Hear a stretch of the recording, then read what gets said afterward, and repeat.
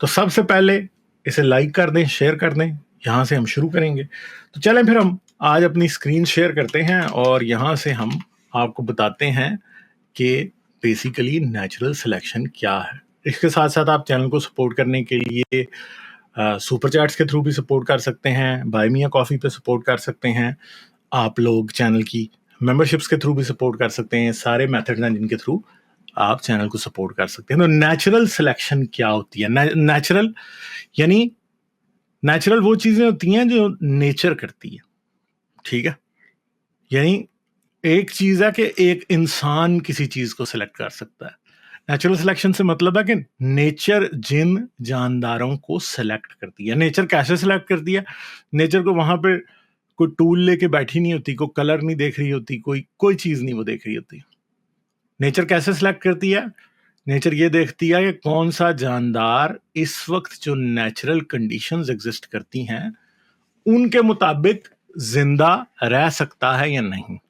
और नेचर को छुरी लेके नहीं बैठी होती कि देखती है ये नहीं ऐसे कर रहा तो इसे मार दे। नहीं, जानदार खुद ही नेचर की सिचुएशन के मुताबिक सरवाइव नहीं कर पाते और वो जानदार मर जाते हैं या एक्सटिंक्ट हो जाते हैं जो कि उस सिचुएशन में नहीं रह सकते। ठीक है, चैट को स्पैम ना करें काइंडली, ठीक है, ये बहुत ज्यादा जरूरत है। ठीक है, हाँ, तो अच्छा, तो एवोल्यूशन या नेचुरल सिलेक्शन को नया आइडिया नहीं था। अरिस्टोटल और पुराने ग्रीक और इवन के अल्बेरूनी के बारे में भी कहा जाता है कि इन्होंने क्या किया था, इन्होंने एवोल्यूशन और नेचुरल सिलेक्शन की तरफ इशारा दिया था। जैसे कि अरिस्टोटल ने अपनी किताबों में लिख रखा है कि सामने वाले दांत जो हैं वो काटने के लिए हैं और साइडों वाले दांत जो हैं वो चबाने के लिए हैं, और ये तकरीबन सभी जानदारों में बात है। तो ये कैसे हो गया? ठीक है, तो अरिस्टोटल जो था वो जो आज से 2-2,500 साल पहले भी वो इस बारे में सोच रहा था। ठीक है, और वो ये जानता था कि ऐसे होता है। ठीक है, फिर चार्ल्स डार्विन का आइडिया क्या है? चार्ल्स डार्विन का मसला, मतलब चार्ल्स डार्विन की जो डिस्कवरी है वो ये थी कि चार्ल्स डार्विन ने नेचुरल सिलेक्शन, आर्टिफिशियल सिलेक्शन, इन चीज़ों को, नेचुरल सिलेक्शन का फिनोमेना को बड़े अच्छे तरीके से एक्सप्लेन किया, ना सिर्फ बल्कि अपनी किताब मायानाज किताब ओरिजिन ऑफ द स्पीशीज के अंदर चार्ल्स डार्विन ने क्या किया, इस चीज़ को एक सिस्टमैटिक तरीके से एविडेंस के साथ प्रेजेंट किया। ठीक है, चार्ल्स डार्विन ने उसमें ना सिर्फ गैलापागोस फिंचेस, जिन्हें डार्विन फिंचेस कहा जाता है, उनको डिस्कस किया। यानी चार्ल्स डार्विन का ये आइडिया शुरू कहाँ से हुआ था? वॉयज ऑफ द बीगल में, किताब के आने से 20 साल पहले।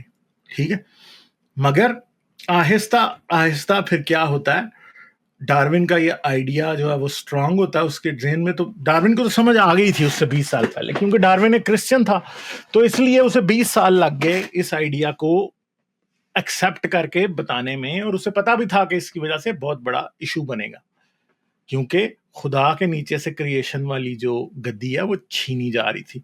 ठीक है, तो ये जो बात है ना, ये चीज जो है ना वो इस तरह से हो रही थी। तो फिर डार्विन को जो आइडिया आया, डार्विन ने बेसिकली ये देखा कि बहुत सारे जो ब्रीडर होते हैं कुत्तों के, लाइफ स्टॉक के, जानवरों के, भेड़ बकरियों के और गाय भैंसों के, वो क्या करते हैं, वो सिलेक्ट करते हैं कि कौन सा जानदार ज्यादा दूध दे रहा है तो वो उससे ब्रीड कराते हैं, कौन सा मेल जो है वो कम एग्रेसिव है तो वो उससे ब्रीड कराते हैं, उसको नहीं कराते जो ज्यादा एग्रेसिव होता है। ठीक है, और इंसान हमेशा से उन जानवरों को स्लॉटर हाउस पे भेज देता था जो ज्यादा एग्रेसिव होते थे या इतने अच्छे नहीं होते थे, और उनको रख लेता था जो ज्यादा दूध देते थे और जो इतने एग्रेसिव नहीं होते थे और इंसान की बात मानते थे। यही कुत्तों के अंदर इंसान ने किया कि ज्यादा इंटेलिजेंट कुत्ते, स्मेल सेंस जिनकी ज्यादा है उनको, ठीक है, गार्ड डॉग्स अलहदा इंसान ने इवॉल्व कराए, स्मेल वाले डॉग्स अलहदा कराए कि वो ज्यादा कर सकते थे। तो इंसान ने आर्टिफिशियल सिलेक्शन उनकी की और एक चीज उनमें उसको ज्यादा एग्जैजरेट किया या उसको ज्यादा सिलेक्शन के थ्रू आगे पहुंचाया और जानदार की एक ऐसी फॉर्म बना दी जो कि बिल्कुल ही उसकी पेरेंट फॉर्म से डिफरेंट थी और वो बहुत से काम कर सकती थी। ठीक है, अब जैसे आप एक बात देखें कि जितने भी जंगली जानवर हैं आप देख लें, उनमें जो दूध देने की सलाहियत है वो बहुत कम है। आपकी अगर एक आप गाय देखें और उसके थन देखें, जिन्हें अडर कहा जाता है, वो बहुत बड़ा होता है। गाय जो होती है वो अपने बछड़े से की ज़रूरत से कई ज़्यादा दूध देती है। मगर अगर आप कोई वाइल्ड हॉर्स देख लें या कोई और जानवर ऐसा देख लें जो इंसान ने जैसे डोमेस्टिकेट नहीं किया, तो आपको ये नज़र आएगा कि उनका तो अडर छोटा-सा होता है, ठीक है? और वो तो सिर्फ़ अपने बच्चों के लिए दूध पैदा करती हैं, वो बाकी और किसी चीज़ के लिए दूध नहीं पैदा करती। तो इंसान ने जो पिछले 7-8 हज़ार साल में गाय और भैंस की जो डोमेस्टिकेशन की है, उसके अंदर आर्टिफिशियल सिलेक्शन के ज़रिए उन जानदारों को आगे ब्रीड कराया है, जो कि ज़्यादा दूध देते थे, जिनमें एग्रेशन कम था, ठीक है? तो ये चीज जो है ना वो की है। तो डार्विन ने इन चीजों को रियलाइज किया, नेचुरल सिलेक्शन का आइडिया उसने आर्टिफिशियल सिलेक्शन को देखा और वहां से उसने देखा, फिर उसने ये देखा कि सारे जानदारों में एक वेरिएशन एग्जिस्ट करती है। क्या आप देखेंगे कि जो भी जानदार आप देखेंगे उसमें एक वेरिएशन एग्जिस्ट करती है। शेर देख लें, कहीं शेर होगा उसकी काले रंग की मेन होती है, यानी उसके बाल जो है ना वो काले रंग के होते हैं, कहीं होता है वो रेड या ब्राउन टाइप के होते हैं, ठीक है? कहीं शेर थोड़ा बड़ा होगा, कहीं छोटा होगा, कहीं ज्यादा मस्कुलर होगा, कहीं थोड़ा पतला दुबला होगा, ठीक है? तो वेरिएशन सारे जानदारों में एग्जिस्ट करती है। इंसानों में अगर हम देखें तो किसी की लाइट स्किन है, किसी की डार्क है, किसी की आंखें ग्रीन है, किसी की ब्राउन है, किसी की ब्लैक है, ठीक है? किसी का नाक जो है वो ऊंची है, किसी की नाक जो है वो चौड़ी है, ठीक है? कोई ऊंचे कद का है, कोई पस्त कद है, कोई कोई जो है वो किसी और तरह का है, कोई किसी और तरह का है, ठीक है? फिर उसने ये भी नोट किया कि सारे जानदारों को अपने सर्वाइवल के लिए बहुत ज्यादा स्ट्रगल करना पड़ता है, ठीक है? सब जानदारों को। अगर आप जंगल में देखें तो आपको यह नजर आएगा कि एक हिरन जो है उसकी जिंदगी पूरे हर रोज वो प्रेडेटर्स से भागता है। एक हिरनी जब बच्चे पैदा करती है तो कुछ बच्चे आगे भेड़िए, लगड़ बगड़ और पता नहीं शेर खा जाते हैं, ठीक है? अगर कोई बच्चा ऐसा पैदा हो जिसकी टांग में थोड़ा भी मसला हो, वो और भाग ना सके मां के साथ प्रॉपर, तो वो उसका पहला और आखिरी दिन होता है, ठीक है? तो सर्वाइवल ऑफ द फिटेस्ट इसको कहते हैं कि अगर एक बच्चा उठ के भाग ही ना सके मां के साथ, या उठने में चंद मिनट की देरी कर दे, तो बस वो प्रेडेटर्स का शिकार बन जाता है और मां उसको नहीं बचा सकती, ठीक है? तो अगर एक बच्चा फिट ही नहीं है उठ के खड़ा होने के लिए, तो वो नहीं कर सकता। फिर ग्रेजुअल एवोल्यूशन जो है, पिछली अगर आप देखें जो हमने फॉसिल्स पे बात की थी, तो ग्रेजुअल एवोल्यूशन की हमने उसमें बात की थी अच्छे तरीके से, ठीक है? ग्रेजुअल एवोल्यूशन का मतलब क्या है कि एवोल्यूशन का प्रोसेस जमीन के बनने से कुछ देर बाद से जमीन पे जारी और सारी है, ठीक है? पहले माइक्रो ऑर्गेनिजम्स इवॉल्व होते रहे, बाद में फिर जब लाइफ मल्टी सेलुलर हुई तो फिर आहिस्ता आहिस्ता और जानदार इवॉल्व होते रहे और आहिस्ता आहिस्ता हम जो हैं वो आगे आते गए और बात इंसान तक पहुंच गई, और इंसान पे रुकी नहीं है, इंसान से आगे भी जाएगी। आज इंसान है तो ऐसा भी हो सकता है कि कल को इंसान के 4-5 स्पीशीज आज से 1 लाख साल बाद बने हुए हों, ऐसा हो सकता है। जैसे कि पहले भी इंसान के स्पीशीज थे। हम इस वक्त एक ऐसी हिस्ट्री के पॉइंट पे रह रहे हैं कि जब इंसान के स्पीशीज नहीं है। पहले नेंडरटॉल्स थे, डेनिसोवंस थे, होमो इरेक्टस था, होमो हैबिलिस था, ठीक है, हिल्डरबर्जेंसिस था, ये सारे के सारे होमोजेनस के स्पीशीज थे, और इन्हें आप ये कह सकते हैं कि ये इंसान के कजन स्पीशीज या इंसानों के ही कुछ स्पीशीज थे। जब आप आगे जाएंगे तो फिर और बन जाएंगे, ठीक है? तो एवोल्यूशन इंसान पर रुकी नहीं है, ठीक है? एवोल्यूशन किसी भी ऑर्गेनिज्म पर नहीं रुकी, एवोल्यूशन अभी भी चल रही है। जाहिर बात है कि हम इंसान जमीन पे आते हैं 70-80 साल के लिए, और हमारी जो हिस्ट्री है वो टोटल 5000 साल की है, और 5000 साल के दौरान आपको कोई सिग्निफिकेंट चेंज दुनिया में स्पीशीज में दिखाई नहीं देगी, ठीक है? इसलिए हम समझते हैं कि अच्छा जी ये तो एवोल्यूशन हो ही नहीं रही, मगर एवोल्यूशन तो अपनी जगह पे जारी और सारी है, ठीक है जी? तो आर्टिफिशियल डॉग ब्रीड्स, हम ये जानते हैं कि इंसान ने कुत्तों की एवोल्यूशन कराई है, ठीक है? समझ गए? और ज्यादातर जो कुत्तों की नस्लें आपको आज नजर आ रही हैं, वो चिवावा हो या कोई भी हो, जर्मन शेफर्ड हो या कोई भी हो, ये सारे के सारे पिछले 200-300 साल के दौरान इंसान ने आर्टिफिशियल सिलेक्शन के थ्रू बनाए हैं। इवन के अगर आप वीडियोस आपको यूट्यूब पे मिल जाएंगी कि अगर आप 1920 का जर्मन शेफर्ड देखें और आज का जर्मन शेफर्ड देखें तो इन दोनों में जमीन आसमान का फर्क है।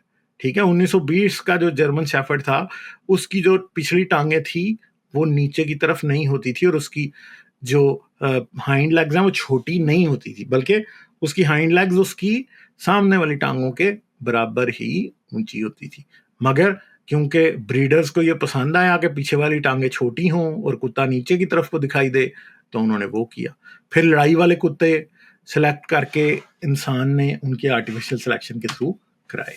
तो नेचुरल सिलेक्शन क्या है?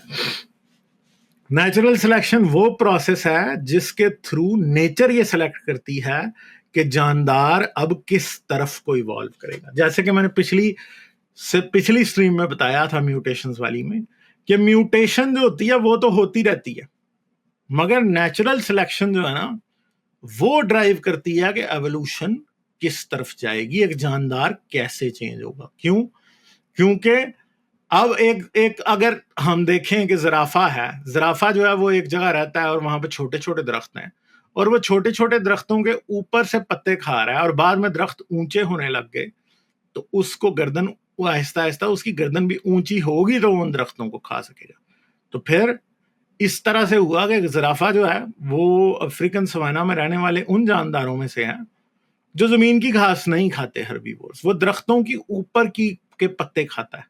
ठीक है, यानी वो एक खास किस्म की ट्रीज को खाता है, वो घास नहीं खाता। बाकी सारे जानदार घास खाते हैं वहां पे, मगर ये नहीं खाता है। हिप्पोपोटामस भी पानी से निकल के आता है तो घास खा रहा होता है, मगर ज़राफ़ा नहीं खाता। तो ज़राफ़ा दरख्त खाता है। ठीक है, तो वो ज़राफ़ा ज्यादा दरख्तों के पत्ते खा सकता है जो ज्यादा ऊंचा हो। तो इसलिए, और आज हमारे पास वो फॉसिल्स भी मौजूद हैं जो ज़राफ़े के एंसेस्टर्स थे। ज़राफ़ा बिल्कुल ज़ेबरे की तरह ही इसके एंसेस्टर्स थे, इतने ऊंचे नहीं थे, मगर आहिस्ता आहिस्ता उनकी गर्दनें ऊंची होती गई और वो ऊंचे होते गए और वो बड़े होते गए। उसकी वजह यह है कि वो क्या कर रहा था, वो उसने दरख्तों के ऊपर वाले पत्ते खाने थे और एक ज़राफ़ा जितना ऊंचा होगा वो दरख्त के उतने ज्यादा पत्तों तक उसे एक्सेस होगा, तो वो क्या करेगा, वो उनको खा सकता है। ठीक है, तो ये बात जो है ना, ये मेन चीज जो है ना, ये असल में होती है। यार ये एक मेरे ख्याल को टुन्नी है कि मुन्नी है, उसको बड़ी तकलीफ हो रही थी, तो यार ठीक है अब आप जाओ। ठीक है, अच्छा चैट को भाई जो भी ट्रोल करेगा वो ब्लॉक हो जाएगा। अच्छा तो अब क्या होता है कि बड़ा ज़राफ़े ऊंचे होते जाते हैं और जो ज़राफ़ा जितना ऊंचा होगा वो उतना दरख्त को खा सकेगा। जैसे कि एक सिंपल सी बात है कि अगर ज़राफ़ा इधर है तो ये तो दरख्त तक पहुंच नहीं पा रहा ना। ठीक है, बड़ी मुश्किल से पहुंच रहा है और इतने से पत्ते खा लेगा, मगर अगर ये इतना ऊंचा है तो भाई ये तो इधर गर्दन घुसा के पूरे दरख्त के हर जगह से पत्ते खा सकता है। ठीक है, तो ना सिर्फ ये दरख्तों को एक्सप्लॉइट कर रहा है जो बाकी जानदार नहीं कर रहे। शायद छोटे छोटे जानदार जो कि सिर्फ दरख्तों के ऊपर रहते हैं वही दरख्तों के पत्ते और फल खा सकते हैं, मगर ये जमीन पे खड़ा होकर भी दरख्तों के पत्ते और फल खा सकता है। तो इसलिए ज़राफ़े ऊंचे ही होते रहे और हमारे पास इस बात की बहुत ज्यादा एविडेंस है, इसके फॉसिल्स हैं। हम ये देख सकते हैं कि ज़राफ़ा बहुत से लैंड मैमल्स जो कि दूसरे हैं उनसे क्लोजली रिलेटेड है, मगर उसकी ये एक सिलेक्शन हुई कि क्योंकि दरख्त ऊंचे थे और वो जानदार जो कि इन दरख्तों के ऊपर वाले पत्ते बार बार खा रहे थे, वो अपने जीन ट्रांसफर कर रहे थे। और जाहिर बात है कि अगर एक ऊंचा लंबा ज़राफ़ा होगा तो वो अपने जीन्स जब अपने बेटे को या बेटी को देगा तो बेटा और बेटी भी उसकी वजह से ऊंचे होंगे। ठीक है, तो इस चीज को ही हम कहते हैं इनहेरिटेंस, कि माँ बाप के पास जो जीन होते हैं वही बच्चों तक जा सकते हैं। और माँ बाप के पास अगर ऊंचा लंबा होने के जीन्स हैं तो वो बच्चे के पास भी जाएंगे। माँ बाप के पास अगर ये स्पॉटेड कलर वाले जीन्स हैं, ये जिससे इसके ऊपर धब्बे बने हुए हैं, अगर वो हैं तो वो भी उसके पास जाएंगे। ठीक है, तो इस तरह से एक जानदार जो है वो एक खास डायरेक्शन में इवॉल्व होगा। तो डायरेक्शन क्या है? डायरेक्शन बड़ी सिंपल है कि भाई आप जो हैं ऊंचे से ऊंचे होते जा रहे हैं। अब ऊंचे आप कैसे हो रहे हैं? हमने पहले भी इसमें बात की थी कि जीन्स तो बदलते हैं। जीन्स बदलते कैसे हैं? म्यूटेशंस के थ्रू। म्यूटेशंस कई किस्म की होती हैं। ठीक है, म्यूटेशंस जो है वो पॉइंट म्यूटेशंस भी होती हैं, वो क्रोमोसोमल इन्वर्जन्स और फ्यूजन्स और फिशंस और कई किस्म की होती हैं। कई वायरस आके बीच में जीन इंसर्ट कर देता है, कुछ और हो जाता है। कोई सूडो जीन है वो एक्टिवेट हो जाता है, कोई जीन है जो अभी चल रहा है जिसकी वजह से जानदार में कुछ ट्रेट्स हैं वो खत्म हो जाता है, वो जीन सूडो जीन बन जाता है। ठीक है, तो जीन्स को बदलने के तो 100 तरीके हैं, मगर उस जीन बदलने के बाद ये कौन सिलेक्ट करेगा कि वो जीन में जो चेंज आई है वो वाला जानदार सरवाइव करेगा कि नहीं, वो काम नेचुरल सिलेक्शन करती है। इसलिए नेचुरल सिलेक्शन क्या है, वो एवोल्यूशन की मेन ड्राइविंग फोर्स है। ठीक है, यानी अब एक तरफ एक ब्लाइंड प्रोसेस है म्यूटेशन का, जो कि किसी भी जानदार के अंदर कोई म्यूटेशनल पैदा कर देता है, उसके जेनेटिक्स में चेंज आ जाती है जिसकी वजह से वो जानदार बच जाता है, सॉरी चेंज हो जाता है। मगर अब वो जानदार उस चेंज के बाद बचेगा कि नहीं, ये नेचुरल सिलेक्शन डिसाइड करती है। फर्ज करें कि एक ज़राफ़ा था, वो पहले छोटा था यहां पे, अब क्या वो कर रहा है कि अब पहले वो छोटा था, ठीक है, यहां पे हम इसे अब छोटा है यहां पे, तो ये अब इसको पॉज करते हैं हम, एक सेकंड, पॉज नहीं होगा, पॉज करने के लिए क्या करना पड़ेगा मुझे पता नहीं है कोई भी। ठीक है, तो अब एक चीज है कि एक ज़राफ़ा छोटे से छोटा ज़राफ़ा है, उसकी इतनी सी हाइट है, ठीक है, दरख्त जो है वो इतना है। ठीक है, अब ऐसा तो नहीं होगा कि एक म्यूटेशन इसमें हुई, ठीक है, और ये और छोटा हो गया। अब जब ये और छोटा होगा तो ये तो दरख्त तक पहुंच नहीं पा रहा, तो क्या होगा, ये वाला जो छोटा हुआ है ये क्या करेगा, ये मर जाएगा, इसकी डेथ हो जाएगी या इसकी एक्सटिंक्शन हो जाएगी। ठीक है, ये एक्स ज़राफ़ा बन जाएगा। ठीक है, हाँ, तो मगर अगर इसी का एक ऑफस्प्रिंग मजीद ऊंचा हो जाता है एक जेनेटिक म्यूटेशन की वजह से, तो नेचर उसे सिलेक्ट कर लेगी, क्योंकि नेचर ने जो सिलेक्शन की लाइन है ना, वो इस दरख्त के पत्तों के से ऊपर रखी हुई है, यानी यहां पे होनी चाहिए। जो भी ज़राफ़ा इस हाइट से नीचे तक ऊंचा हो सकता है वो वैसे ही बेचारा माइनस हो जाएगा। ठीक है, तो नेचुरल सिलेक्शन क्या कर रही है, दरख्त की हाइट नेचुरल सिलेक्शन कर रही है। और सिर्फ यही बात नहीं है कि दरख्त की हाइट ही नेचुरल सिलेक्शन कर रही है, नहीं, दूसरी चीज भी नेचुरल सिलेक्शन कर रही है, प्रेडिटर भी नेचुरल सिलेक्शन कर रहे हैं। ठीक है, प्रेडिटर भी कर रहे हैं नेचुरल सिलेक्शन।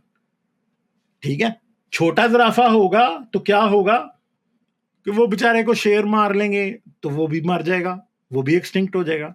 तो साइज का बढ़ना ना सिर्फ उसको, उसकी दो ही एडवांटेज है, ना सिर्फ उसे दरख्त तक पहुंचा रहा है साइज का बढ़ना, दूसरी बात है बड़े साइज की वजह से वो प्रेडेटर से भी बच रहा है। ठीक है, आपको पता है ना कि ज़राफ़ा तो एक किक मार दे तो शेर बेचारे की डेथ हो जाती है। ठीक है,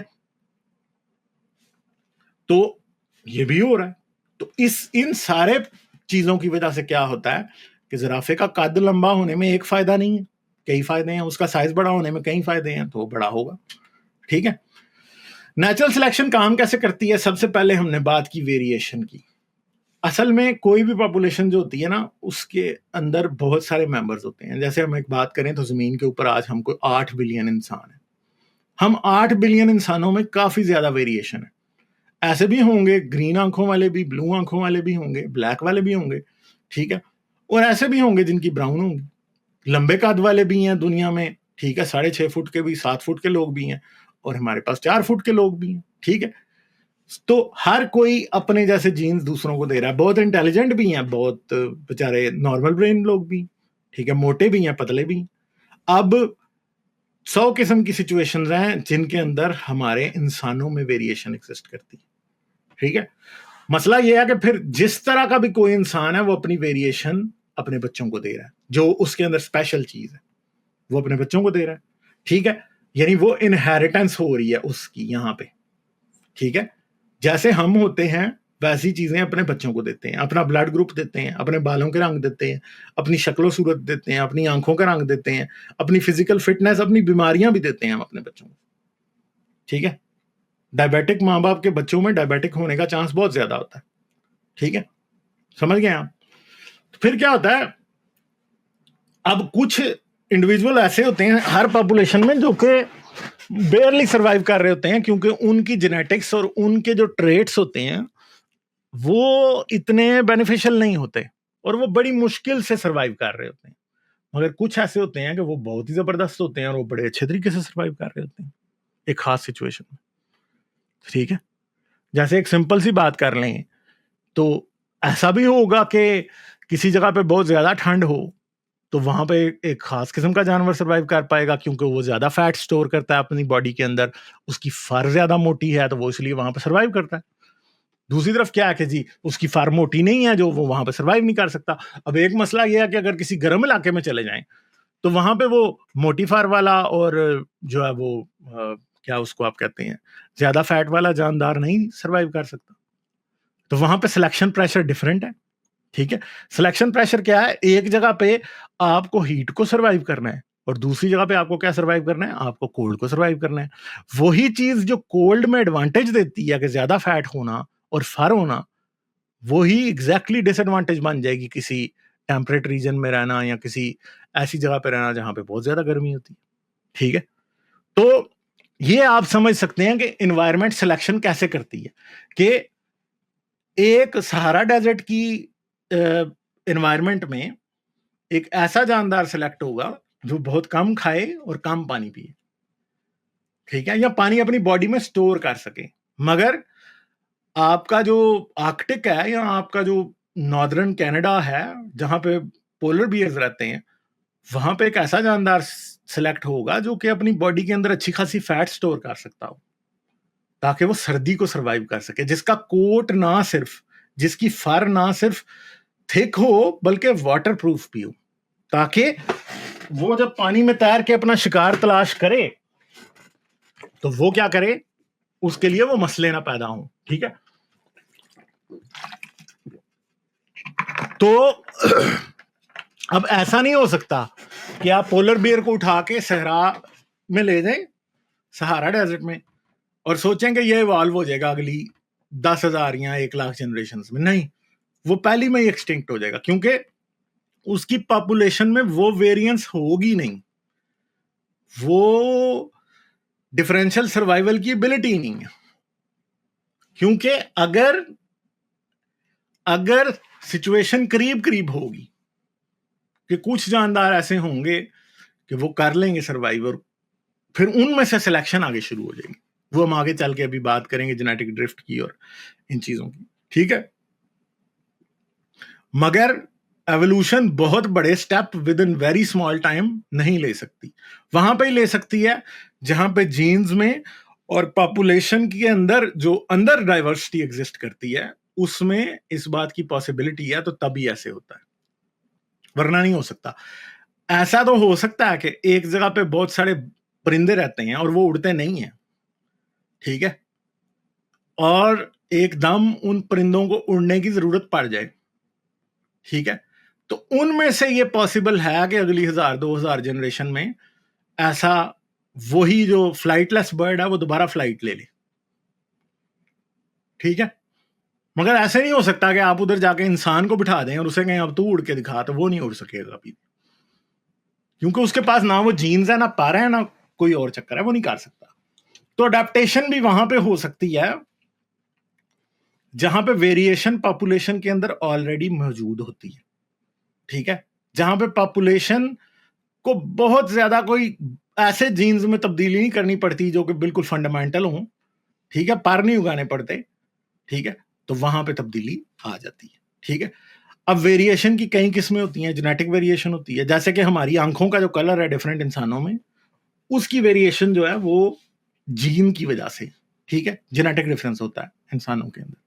ठीक है, फिर दूसरी बात है एनवायरमेंटल वेरिएशन होती है। कई लोग जो हैं वो गर्म इलाकों के लोग जो हैं वो गर्मी बर्दाश्त कर सकते हैं, ठंडे इलाकों के लोग ठंड बर्दाश्त कर सकते हैं। ठीक है, और ये अडेप्टेशन एनवायरमेंट की वजह से ये वेरिएशन हुई है। ठीक है, गर्म इलाकों के जानवर जो हैं वो गर्मी बर्दाश्त कर सकते हैं, सर्द इलाकों के जानवर जो हैं सर्दी बर्दाश्त कर सकते हैं। तो एवोल्यूशन ने उन्हें इस तरह से सिलेक्ट किया है कि सर्वाइव ही वो किए हैं जो गर्मी बर्दाश्त कर सकते हैं।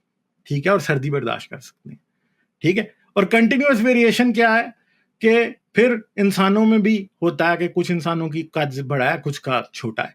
ठीक है, डिसकंटिन्यूअस वेरिएशन वो होती है कि जो कि मतलब अब कद का डिफरेंस जो है वो तो दुनिया की किसी भी पॉपुलेशन में हो सकता है। चाइना से भी 8 फुट का आदमी निकल आएगा और 4 फुट का आदमी भी निकल आएगा, इंडिया से भी निकल आएगा, यूरोप से भी निकल आएगा, कहीं से भी।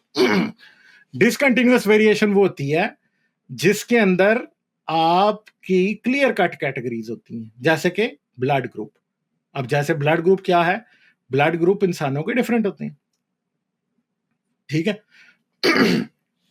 और हम अपने बच्चों को अपने ब्लड ग्रुप्स देते हैं, ठीक है, ज्यादा चांस यही है कि हम अपने ब्लड ग्रुप्स ही देते हैं उनको। फिर इनहेरिटेंस क्या है कि हम अपने बच्चों को जो चीजें हमारे सक्सेसफुल होने के लिए जरूरी थी वो ही देते हैं। जैसे एक सिंपल बात है कि अब ब्राउन बियर एक इलाके में रहते हैं, ये ब्राउन बियर्स रहते हैं एक इलाके में, ठीक है। तो अब उस इलाके में टेम्परेचर बदला है और क्या हो रहा है, बर्फें पड़ने लग गई हैं। और ज्यादा इलाका, पहले वो इलाका अगर शायद साल में 2 महीने बर्फ में रहता है ना, तो अब वो 10 महीने रहने लग गया बर्फ में, और सिर्फ 2 महीने की समर हो गई है। तो अब क्या होगा कि अब जारी बात है, इस ब्राउन बियर के बच्चों को या ब्राउन बियर को बर्फ में शिकार करना पड़ रहा है। अब ब्राउन बियर जब व्हाइट बर्फ के अंदर, तो भाई ब्राउन बियर तो 1 मील से भी दूर नजर आएगा, और कोई भी जिस जानदार को वो शिकार करना चाहता है वो तो 1 मील दूर से देख लेगा कि ओ ये आ रहा है, चलो भागो भाई यहां से, क्योंकि इसने तो आके हमें मारना है, ठीक है। तो फिर क्या होगा, बियर्स के अंदर या भालुओं में ऑलरेडी ये जीन्स हैं जो कि उन्हें ब्राउन से व्हाइट की तरफ लेके जाती हैं, ठीक है। और ब्राउन बियर्स के व्हाइट बच्चे पैदा होते रहते हैं, ठीक है, सही है। वो अल्बाइनिज्म में भी होते हैं और अल्बाइनिज्म के बगैर भी कुछ लाइट कलर बियर पैदा होते रहते हैं। यही जो लाइट कलर का बियर है ना, ये इस सिचुएशन में फिर भी सरवाइव कर सकता है।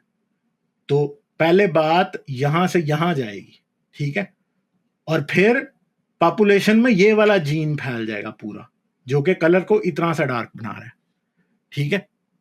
और फिर आहिस्ता आहिस्ता इससे आगे प्योर व्हाइट बियर आ जाएगा, ठीक है। और डेफिनेटली साइज भी यूं बड़ा होगा। क्यों बड़ा होगा, क्योंकि अगर एक बियर है वो प्योरली ब्राउन है और व्हाइट एनवायरनमेंट में रहना शुरू कर दे तो उसे कम खाने को मिलेगा, तो वो बेचारा तो ज्यादा खा नहीं सकता, तो छोटा ही होगा ना। फिर जब थोड़ा कलर और लाइट होगा तो साइज भी थोड़ा बड़ा हो जाएगा साथ ही, ठीक है। फिर और साइज बड़ा हो जाएगा, और साइज बड़ा होने के साथ साथ फिर जारी बात है कि यही बियर जो है, अगर पहले ये सील का शिकार करता था तो अब वो वाल्वरस का भी करने लग जाएगा, ठीक है। तो इस तरह से एडवांटेज फिर इनहेरिटेंस के साथ साथ मल्टीप्लाई होने लग जाती है, ठीक है। तो इसे कहते हैं, ये होती है इनहेरिटेंस। डिफरेंशियल सर्वाइवल की हम पहले बात कर रहे हैं कि जानदारों में वेरिएशन होती है। अब अगर आम तौर पे इस तरह के बियर्स होते हैं तो इसमें ये वाली वेरिएशन भी होगी और ये वाली भी। अगर इसको हम एक्स कहें और इसको हम वाई कहें और इसको हम ओ कहें, तो ओ वाली पॉपुलेशन में ये भी पैदा होंगे और ये भी पैदा होंगे। और जब ओ यहां से चल के यहां आ जाएगा, ये एक्स बन जाएगा और ये वाई बन जाएगा, तो फिर ये वाले भी थोड़े थोड़े पैदा हो रहे होंगे और ये वाले भी थोड़े थोड़े। और नेचर क्या कर रही होगी, इनको सिलेक्ट कर रही होगी। जब सिलेक्ट करेगी तो ये वाले तो बेचारे इतना सर्वाइव नहीं कर सकेंगे, ये जीन कैंसिल हो जाएगा, मगर ये जीन जो है ये ज्यादा सिलेक्ट हो जाएगा और फिर आहिस्ता आहिस्ता स्पेक्ट्रम इस तरफ चला जाएगा और ये ओ बन जाएगा। समझ गए हैं आप? तो ये मेन चीज है कि आहिस्ता आहिस्ता एवोल्यूशन क्या करती है। सबसे पहले ओ ये था, तो ये पॉसिबिलिटी थी, ठीक है। फिर क्या हुआ, जब पॉपुलेशन में ये जीन सेलेक्ट हो गया तो ये ओ बन गया।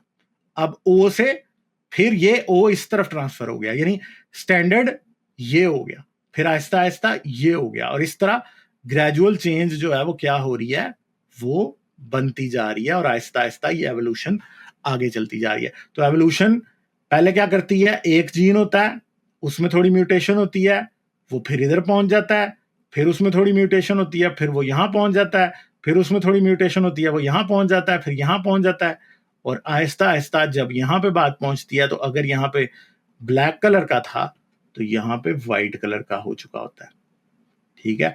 अगर यहां पे कद 4 फुट था तो यहां पे 6 फुट हो चुका होता है, ठीक है जी। अगर यहां पे क्लॉ साइज जो है वो 1 इंच था तो यहां पे 4 इंच हो गया होता है, ठीक है। तो एवोल्यूशन हर ट्रेट के लिए इस तरह से जारी होती है। मगर अगर बात ये करें, अब ये नहीं है कि एवोल्यूशन ने एक डायरेक्शन ली हुई है और इस तरफ ही जाए जा रही है, नहीं। फर्ज करेंगे यहां पे पहुंचे हैं और ज्यादा बियर जो है वो व्हाइट कलर के हो चुके हैं और अब क्लाइमेट दोबारा चेंज हो जाता है और दोबारा एडवांटेज ब्राउन बियर्स की तरफ जाने लग जाती है, तो अब ये चेंज जो यहां पे आई थी ये वापस इधर को जाने लग जाएगी, ठीक है। और over the course of may be 100,000 years जो चेंज, जितनी प्रोग्रेस इस तरफ हुई थी वो वापस उस तरफ चली जाएगी, ठीक है। तो ये है जो काम एवोल्यूशन करती है, ठीक है जी। अच्छा, अडेप्टेशन क्या होती है कि चीजें बदल रही हैं तो उनके साथ साथ बदलना। जैसे एक बात है कि एक स्नेक है जो अंडे खाता है, ठीक है, और वो छोटे छोटे जानवरों के अंडे खाता है, वो छोटे छोटे हैं। अब क्या हुआ, वो जानदार बड़े हो गए हैं। अब जैसे जैसे वो जानदार बड़े हो रहे हैं तो स्नेक को भी अडेप्ट करना पड़ेगा। तो स्नेक के अंदर क्या है, जॉ, जो कि डिसलोकेशन इसकी जॉ की हो जाती है तब भी ठीक होता है। तो उसका जॉ बिल्कुल डिटैच हो जाता है, खुल जाता है और वो पूरे का पूरा अंडा खा के अपने अंदर ले जाता है और उसको, उससे वो न्यूट्रिशन हासिल कर सकता है, ठीक है। तो इसे कहते हैं अडेप्टेशन, के जरूरत के साथ साथ बदलते रहना। सब कुछ अडेप्टेशन, ठीक है, वेरिएशन, ये सब कुछ होता जीन्स और म्यूटेशंस के थ्रू है। मगर इसको सिलेक्ट कौन करता है, नेचुरल सिलेक्शन, ठीक है। म्यूटेशन जितनी मर्जी होती रहे, अगर नेचुरल सिलेक्शन उसे अप्रूव करेगी तो इसीलिए क्या होगा, वो चीज आगे बढ़ेगी, ठीक है।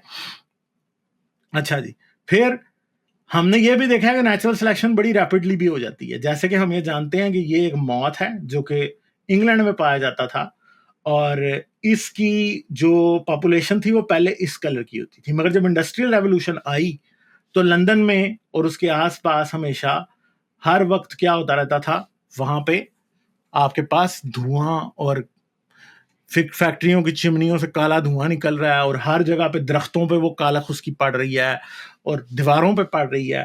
तो अब जारी बात है कि इस मौत के, मेरे जहन से इसका नाम निकल गया, इसके बहुत सारे प्रेडेटर भी थे और इसके प्रेडेटर उसको तब देख सकते थे जब उसका कलर इस तरह का हो, ये वाला, और वो किस बिल्डिंग पे बैठा हो, ब्लैक कलर की वॉल पे बैठा हो, दीवार पे, तो आराम से देख लेते थे, आगे परिंदे खा जाते थे इसको। तो आहिस्ता आहिस्ता क्या हुआ कि उस कालक की वजह से ये परिंदे में चेंजेस आ गई और इसके अंदर मेलानिन की जो क्वांटिटी है वो बदली और क्या हुआ, ये सारे मॉथ ब्लैक हो गए और अब एक प्रॉपर ब्लैक पॉपुलेशन जो है पाई जाती है इन मॉथ्स के अंदर, ठीक है जी। तो ये सिलेक्शन हो के ये हमारे सामने पिछली 1 सदी के दौरान क्या हुआ है कि ये ब्लैक हो गए, ठीक है। इस तरह बहुत सारे, ठीक है। तो और जानवर हैं, इंसेक्ट्स जो है वो पेस्टिसाइड्स के अगेंस्ट रेजिस्टेंस पैदा कर लेते हैं। आप एक पेस्टिसाइड करते रहें तो वो हो जाते हैं, ठीक है। अमेरिका में तो एक पैंडेमिक है क्योंकि इन्होंने सबसे ज्यादा जहरीली दवाइयां कॉकरोचेस वगैरह पे मारी हैं। अमेरिका में कॉकरोच मरते ही नहीं है, बड़ा मुश्किल है इनको मारना, ठीक है, सही है। फिर ओवर फिशिंग की वजह से फिश का साइज डिफरेंट हो जाता है, ठीक है। फिर अब आपको पता है कि टस्कलेस एलिफेंट्स आ गए हैं, ब्लैक स्ट्राइप्स वाले टाइगर आ गए हैं। क्यों? क्योंकि वो दिखते नहीं है अंधेरे में, ठीक है। और टस्कलेस एलिफेंट इसलिए आ गए हैं क्योंकि इंसान जो है वो हाथी के दांत की वजह से उसका शिकार कर रहा था, ठीक है। तो अब क्या हो रहा है कि आज इस वजह से शिकार इंसान ने उनका उनका करता ही नहीं है वो शिकार जिनके टस्क नहीं होते, तो उनको रिप्रोडक्शन का मौका मिल गया सेक्सुअल सिलेक्शन, इंसान की सिलेक्शन के थ्रू, तो वही अब ज्यादा नजर आने लग गए, ठीक है। तो नेचुरल सिलेक्शन के अंदर भी 2 तरह के जीन्स हैं जो कि इवॉल्व होते हैं।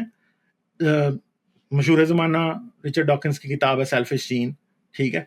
और दूसरी चीज है किन सिलेक्शन। अब जो सोशल एनिमल्स होते हैं ना उनमें किन सिलेक्शन ज्यादा एक्टिव होती है और जो सेल्फिश जीन्स हैं वो दूसरे जानदारों में एक्टिव होते हैं। इवन के हर जानदार में ये बदलता रहता है, ठीक है। तो अब क्या है कि सेल्फिश जीन उन जानदारों में ज्यादा होता है जहां पे हर जानदार दूसरे से कंपटीशन में होता है। मगर क्या होता है, किन सिलेक्शन उनमें ज्यादा एक्टिव होती है जो कि सोशल एनिमल्स हैं। और वो क्योंकि एक जैसे जीन्स होते हैं क्लोज रिलेटिव्स के, तो वो क्या करते हैं, वो फिर एक दूसरे से हमदर्दी रखते हैं और उनके अपने रिलेटिव्स के ऑफस्प्रिंग को भी आगे बढ़ने का वो मौका देते हैं, और उस वजह से क्या होता है कि उनके रिलेटिव्स के ऑफस्प्रिंग भी आगे बढ़ते हैं, और फिर क्या होता है कि बात कहीं से कहीं और निकल जाती है। तो अब ये जो है, ये हमारे पास जो ऑरेंज कलर वाले हैं इंडिविजुअल्स, जिनके पास वो जीन है जो कि एल्ट्रुइस्टिक जीन है, एल्ट्रुइस्टिक के अपनी क्लोज रिलेटिव से हमदर्दी रखने वाला। मगर ये जो ग्रीन वाला है ये सेल्फिश है, ठीक है। तो सोशल ग्रुप्स के अंदर क्या होता है कि जो एल्ट्रुइस्टिक जीन है वो मल्टीप्लाई होता है और वो पूरी पॉपुलेशन में फैल जाता है। मगर जो दूसरी पॉपुलेशन हैं, कुछ पॉपुलेशन में ऐसे भी हो सकता है कि जहां पर सेल्फिश जीन पूरी पॉपुलेशन में फैल जाएंगे, ठीक है, एल्ट्रुइस्टिक नहीं फैलेंगे। सही है। फिर नेचुरल सिलेक्शन के बारे में लोगों की कुछ मिसकंसेप्शन होती है। वो समझते हैं कि सबसे स्ट्रांग को नेचुरल सिलेक्शन सिलेक्ट करती है। नहीं, नेचुरल सिलेक्शन सबसे स्ट्रांग को सिलेक्ट नहीं करती। इसकी बड़ी सिंपल सी एग्जांपल है कि आपके पास एक ये बॉक्स है और ऊपर आपके पास कई कलर्स की गेंदें हैं। लाल गेंदें सबसे छोटी हैं, ऑरेंज उससे बड़ी हैं, ये ग्रीन जो है उससे बड़ी हैं, और पर्पल उससे बड़ी हैं। तो सर्वाइवल ये वाला है कि जो सर्वाइव कर रहे हैं वो यहां पे आएंगे, ठीक है। तो ये जो पर्पल वाले हैं ज्यादा स्ट्रांग तो होंगे, मगर जो सिलेक्शन प्रेशर हैं, हर एक जो जाली है यहाँ पे वो एक सिलेक्शन प्रेशर को जाहिर कर रही है। अब जो सबसे बड़ा है वो क्या है, वो बड़ा तो है पर वो स्लो भी है, इसलिए प्रेडेटर उसको खा जाएगा। जो उससे छोटा है वो क्या है, वो छुप नहीं सकता इतनी आसानी से, इसलिए प्रेडेटर उसको भी खा जाएगा। उससे जो छोटा है वो छुप तो सकता है, मगर फीमेल्स को इतना बड़ा साइज नहीं पसंद, ठीक है। तो क्या हो जाएगा, या फिर कोई और मसला हो सकता है, सही है, तो वो भी रह जाएगा। तो आखिर में बचेगा क्या, सबसे छोटा, क्योंकि सबसे छोटा सबसे ज्यादा फिट है, ठीक है। यहां पे तो इन सारी स्ट्रॉन्गेस्ट नहीं बचेगा, फिटेस्ट बचेगा। फिटनेस ये नहीं है कि बड़ा होना स्ट्रांग होना, फिटनेस का मतलब है कि उस सिचुएशन में कौन सबसे ज्यादा फायदा उठा सकता है। फर्ज करें कि एक स्पीशीज है, उसके अंदर मैक्सिमम जो हाइट है वो 6 फुट है और मिनिमम हाइट जो है वो 4 फुट है, और इलाके में काल पड़ जाता है।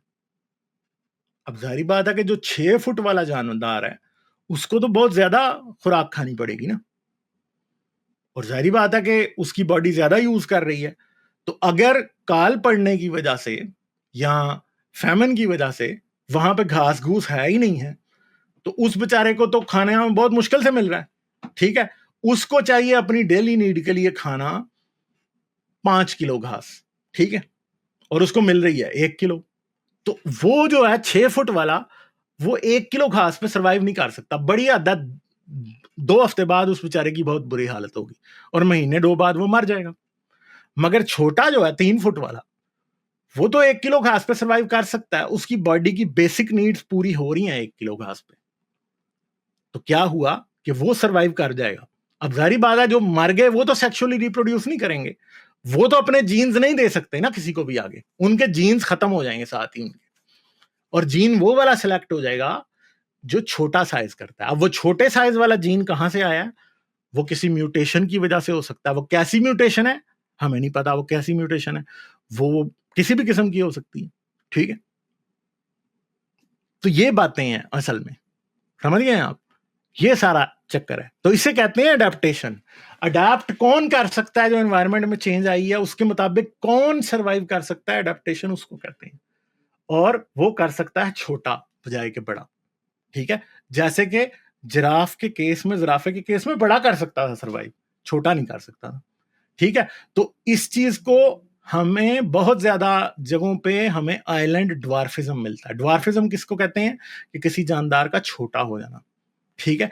आइलैंड ड्वार्फिज्म क्या मिलता है कि कई बार ऐसा होता है कि कोई पॉपुलेशन किसी जानदारों की किसी मेन लैंड यानी किसी कॉन्टिनेंट के आसपास कोई आइलैंड होता है, वो उस पर लॉक हो जाती है।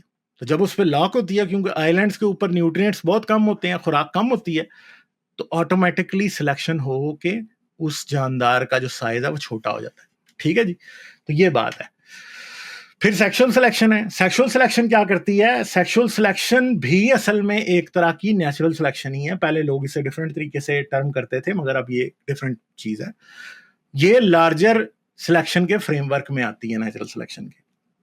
असल में ये समझा जाता है कि फीमेल या मेल जो है, या एक जेंडर जो है वो दूसरे, एक सेक्स जो है वो दूसरे सेक्स को सिलेक्ट कर रहा है, मगर मसला ये इतना सादा नहीं होता, क्योंकि उस जो सिलेक्शन करने वाला है उसमें भी सिलेक्शन का क्राइटेरिया जो है वो किसी जीन की म्यूटेशन या सिलेक्शन की वजह से ही हुआ है।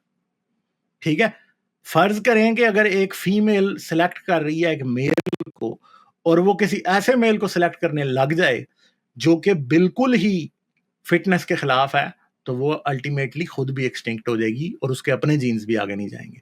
तो वही फीमेल्स के जीन आगे जाएंगे जो फिट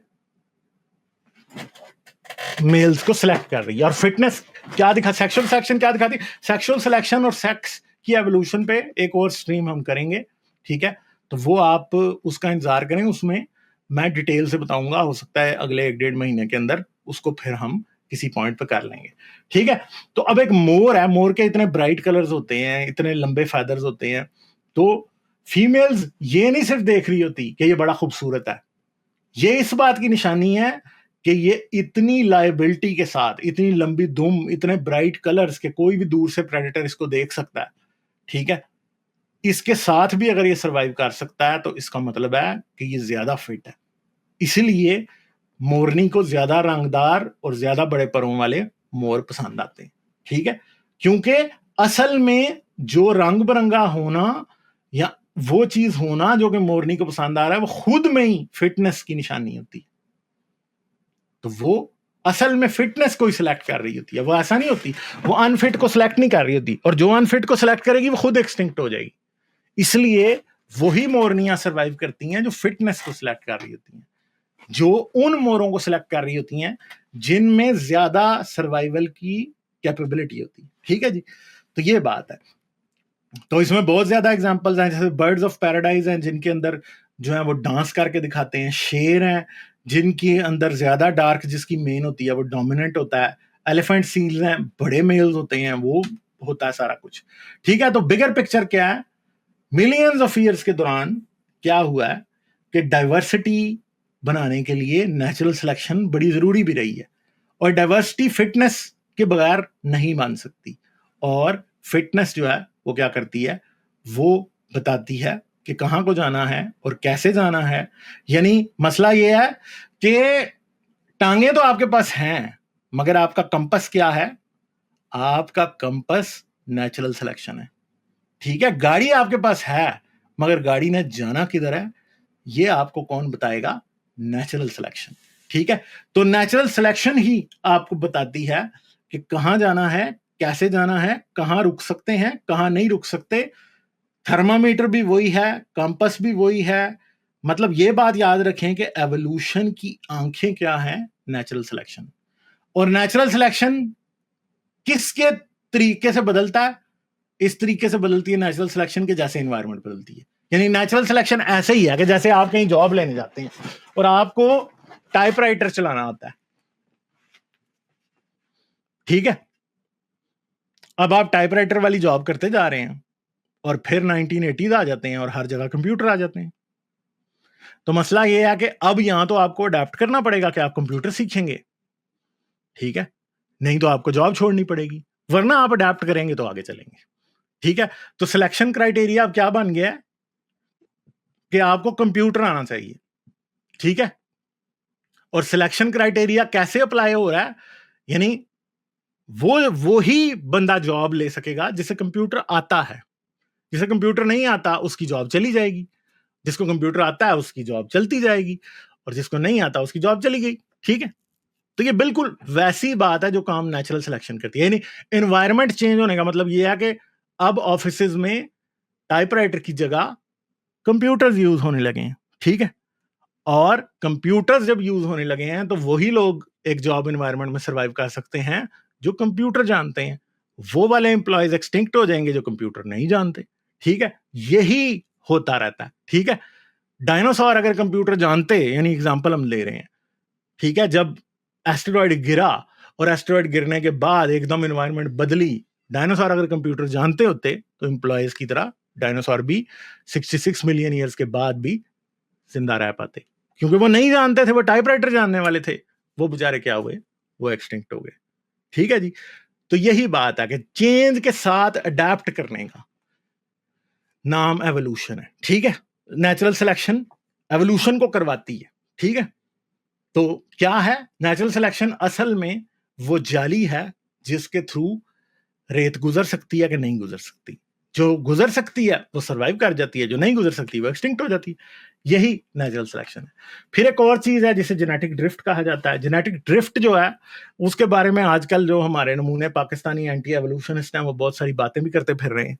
ठीक है, जेनेटिक ड्रिफ्ट के ऊपर भी स्ट्रीम हम कर सकते हैं, किसी टाइम पे करेंगे और बताएंगे आपको इसके बारे में भी, बल्कि वीडियोस बनाऊंगा मैं अब इसके ऊपर ना, इन चीजों के ऊपर आहिस्ता आहिस्ता। तो जेनेटिक ड्रिफ्ट क्या होती है? बेसिकली एक जीन की कितनी फॉर्म्स एक पॉपुलेशन में एग्जिस्ट करती हैं, उन्हें एलील्स कहा जाता है। ठीक है, यानी अलील हमारे अंदर क्या एग्जिस्ट करता है? ब्राउन आंखों वाला भी है, ग्रीन आंखों वाला भी है, ब्लू आंखों वाला भी है, काली आंखों वाला भी है। ये एलील्स हैं। ठीक है, तो ड्रिफ्ट जो है वो क्या करती है कि वो उस सिलेक्शन का नाम है जो एक जीन दूसरे जीन के मुकाबले में एक पॉपुलेशन में सिलेक्ट हो जाता है। अब ये किस तरह होती है जेनेटिक ड्रिफ्ट? अब ये किसी भी तरीके, और भी तरीकों से हो सकती है, मगर आमतौर पे ऐसा होता है कि अगर एक पॉपुलेशन का बहुत बड़ा हिस्सा मर जाए तो फिर एक खास किस्म के ही जीन्स या अलील उसके अंदर रह जाते हैं। मिसाल के तौर पे फर्ज करें कि कोई बहुत बड़ी आफत आ जाए आज दुनिया में और सिर्फ जापान में लोग रह जाएं, तो आंखों के अलील्स तो कई किस्म के हैं ना, ग्रीन भी हैं, ब्लू भी हैं, सही है, मगर जापानियों में क्योंकि सिर्फ काली पाई जाती हैं, ब्राउन भी नहीं होती। ठीक है, और सिर्फ जापान के लोग दुनिया में रह जाएं, तो जेनेटिक ड्रिफ्ट है वो किस तरफ चली गई है? वो ब्लैक जीन की तरफ चली गई है, आंखों वाले, और एक ही अलील सर्वाइव कर गया। ठीक है, तो अब नेचुरल सिलेक्शन तो एनवायरनमेंट के मुताबिक चीजों को सिलेक्ट करती है, मगर ड्रिफ्ट जो है ना वो एनवायरनमेंट के ऑपोजिट सिलेक्ट करती है। ठीक है, और वो बाय चांस होती है, टोटली रैंडम।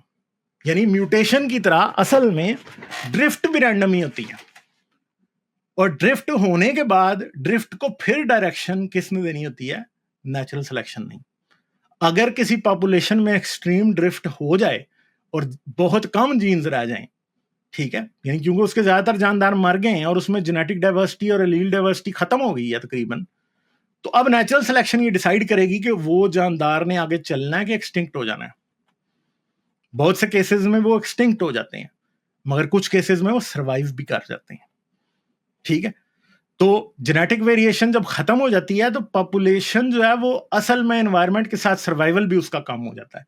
यानी क्योंकि किसी भी एनवायरनमेंट में जब तब्दीली आती है तो जितनी ज्यादा वेरिएशन एक पॉपुलेशन ग्रुप में होती है जानदारों के, उतना ही उसका चांस होता है सर्वाइव करने का। अगर वेरिएशन कम होगी तो चांस बहुत कम होगा सर्वाइव करने का। ठीक है, और अगर एक पॉपुलेशन उस बॉटल नेक इवेंट इसको कहते हैं कि यानी एक जानदार एक जगह रहता था, बहुत बड़ी आफत आई, उसकी वजह से अगर उसके पहले 10 लाख मेंबर्स थे तो अब उसके सिर्फ 1000 मेंबर्स रह गए। अब जाहिर बात है कि 10 लाख मेंबर्स के अंदर तो हो सकता है एक एक जीन के कितने कितने अलील होना। ठीक है, मगर अब क्योंकि सिर्फ 1000 रह गए हैं तो शायद उनमें 2 ही हों। ठीक है, तो अब क्या होता है कि उस पॉइंट के ऊपर फिर अलील फिक्स कैसे होते हैं? अगर वो पॉपुलेशन सरवाइव कर गई तो ये 2 अलील जो है ये फिक्स हो जाएंगे और एवोल्यूशन का नया चैप्टर यहां से शुरू होगा। अब म्यूटेशन उनमें होगी, पिछले सारे अलील्स खत्म हो गए, अब म्यूटेशन उनमें शुरू होगी, और अगले 1 मिलियन 2 मिलियन साल में जाके अगर उन्हीं जीन्स के मजीद अलील्स बनेंगे तो वो पॉइंट म्यूटेशंस और म्यूटेशंस उन चीजों से बन के बनेंगे। कोई और जीन जो है डॉर्मेंट जो था सूडो जीन वो एक्टिव हो सकता है, कोई एक्टिव जीन सूडो जीन बन सकता है, तो फिर आगे और किस्म की वहां से जेनेटिक चेंज आएगी। तो असल में बॉटल नेक इवेंट जो कि एक्सट्रीम जेनेटिक ड्रिफ्ट को जाहिर करते हैं, वो ये कंट्रोल करते हैं कि अब एक जानदार की एवोल्यूशन किस तरफ होगी। जैसे कि एक सिंपल बात करते हैं कि जब 66 मिलियन ईयर पहले डायनासोर्स के मरने वाला एस्टेरॉयड जमीन से आके टकराया, तो ये ही नहीं हुआ सिर्फ कि डायनासोर्स की पॉपुलेशन ही माइनस हुई, पॉपुलेशन मैमल्स की भी माइनस हुई थी, और बहुत सारे मैमल्स भी ऐसे रहे होंगे जो उस पॉइंट पे एक्सटिंक्ट हो गए थे, ठीक है। मगर उनसे आगे जो चले, फिर उन्होंने अपनी एक ऐसी डायरेक्शन बनाई कि फिर उनसे ही चल के सब कुछ आया। जैसा कि हम एक बात करते हैं, यहां पे आपको ये नीचे एक नंबर लिखा हुआ दिखाई दे रहा है, 10,000, 1,00,000, 1,000,000, 10,000,000, ठीक है। आप ये देख सकते हैं कि इंसान कहां पे आ रहा है। इंसान आ रहा है ये 10,000 पे। असल में दुनिया में आज जितने भी इंसान पाए जाते हैं वो तकरीबन 10,000 एंसेस्टर्स के बच्चे हैं, ठीक है जी, समझ गए आप। तो हमारी जो जेनेटिक ड्रिफ्ट है वो किसी बॉटलनेक इवेंट के थ्रू असल में एक पॉइंट ऐसा आया था जहां पे हम सिर्फ दुनिया में 10,000 इंसान रह गए थे, और वहां से आगे फिर हमारी पॉपुलेशन चली। अगर ग्रे वेल को देखें तो ये तकरीबन 15,000 की बात है, मगर अगर हम यहाँ पे इकोलाई बैक्टीरिया को देखें तो हमें पता चलता है कि ये तो कोई, और ये लॉगरिथमिक है, ये याद रखिएगा, ठीक है, ये लॉगरिथमिक स्केल है, यानी यहाँ पे बिलियंस वाली या ट्रिलियंस वाली बात हो सकती है यहाँ पे, ठीक है। मक्खी को अगर हम देखें तो 1,000,000, ये वाली जो मेलानोगास्टर है, ठीक है। तो इस तरह से है, ये बात है। बड़े जानदारों की जो पॉपुलेशन में एलील डाइवर्सिटी है वो कम होती है, ठीक है, और उनकी पॉपुलेशन एक खास छोटे से नंबर से आई होती है, यानी 10,000 जो है खासा छोटा नंबर है यहाँ पे जो हमारा है, ठीक है। मगर दूसरों का जो जो छोटे जानदार हैं या बैक्टीरिया या वायरसेस हैं, उनकी जो डाइवर्सिटी है वो ज्यादा होती है, ठीक है, उनकी ज्यादा जेनेटिक ड्रिफ्ट हो सकती है, ठीक है। तो एवोल्यूशनरी ट्रैजेक्टरी कैसे चेंज होनी है उसके ऊपर इसका होता है। तो असल में हमें नेचुरल सिलेक्शन क्यों जाननी चाहिए, हमें क्यों पता होना चाहिए। पहली तो बात है कि एवोल्यूशन के मैकेनिज्म को समझने के लिए जेनेटिक ड्रिफ्ट नेचुरल सिलेक्शन के प्रोसेस को जानना बहुत ही जरूरी है, ठीक है जी। तो पहली तो बात जो है ना वो ये। दूसरी बात ये है कि आज दुनिया में जो एंडेंजर्ड स्पीशीज हैं उनको भी बचाने के लिए हमें ये पता होना चाहिए कि नेचुरल सिलेक्शन होती क्या है, ठीक है। तीसरी बात है कि आज मेडिकल ट्रीटमेंट्स भी अच्छी बनाने के लिए हमें इनकी जरूरत है, क्योंकि हमें ये पता होना चाहिए कि अगर एक बैक्टीरिया या वायरस हमें इफेक्ट कर रहा है तो नेचुरल सिलेक्शन उस पर कैसे काम करेगी। इवन के आज जो एंटीबायोटिक रेजिस्टेंस है उसे समझने के लिए बहुत जरूरी है, क्योंकि हम ये जानते हैं कि जब हम एक वायरस या बैक्टीरिया को एंटीबायोटिक मेडिसिन के थ्रू मारते हैं तो ये भी बात याद रखें कि हम सिलेक्ट कर रहे हैं उसको आर्टिफिशियली, और ड्रग रेजिस्टेंट चेंज आएंगी, ठीक है, और आती हैं हर वक्त, ठीक है। और फिर हम ये भी जानते हैं कि नेचुरल सिलेक्शन की वजह से हम ये भी जानते हैं कि इकोसिस्टम कैसे बदलेगा और उसका जानदारों पर क्या इफेक्ट होगा, और किसी जानदार का इकोलॉजी में से माइनस होने का क्या इफेक्ट होगा। तो मैंने आपको लिंक दे दिया, जिसने भी आना है आ जाएं अभी, ठीक है। आज की प्रेजेंटेशन हम यहाँ पे खत्म करते हैं, तो आपसे हम